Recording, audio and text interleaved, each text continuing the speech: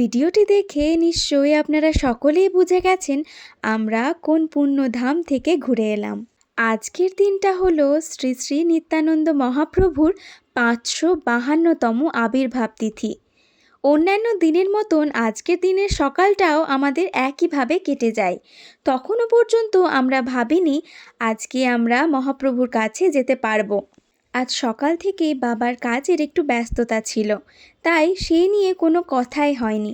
কিন্তু হঠাৎ করে দুপুরবেলায় খাওয়া দাওয়ার পরে আমাদের মনে হলো দূর দূরান্ত থেকে লাখ লাখ মানুষ এসে ভিড় করছেন বীরচন্দ্রপুর এক চক্রাধামে নিত্যানন্দ প্রভুর দর্শনের জন্য। আর আমরা প্রভুর এতটা কাছে থেকেও একবারের জন্য কি দর্শন করতে যাব না? তাই যেমন ভাবা তেমন কাজ। দুপুর 3:30-র পর আমরা ভাবলাম প্রভুর দর্শন করতে যাব, আর 4টে সাড়ে 4টের মধ্যেই আমরা বেরিয়ে পড়েছিলাম। ইস্কনে প্রথমে রাধাকৃষ্ণ, শ্রী চৈতন্য মহাপ্রভু, শ্রী নিত্যানন্দ মহাপ্রভুর দর্শন করে নিই। এরপরে চলে আসি নিতাই বাড়িতে, নিতাইয়ের জন্মস্থান। সেখানে দর্শন করি নিতাইয়ের জন্মকুঠি, ষষ্ঠীতলা, সুতিকা মন্দির, হারাই পণ্ডিত ভবন ও বিশ্বরূপতলা।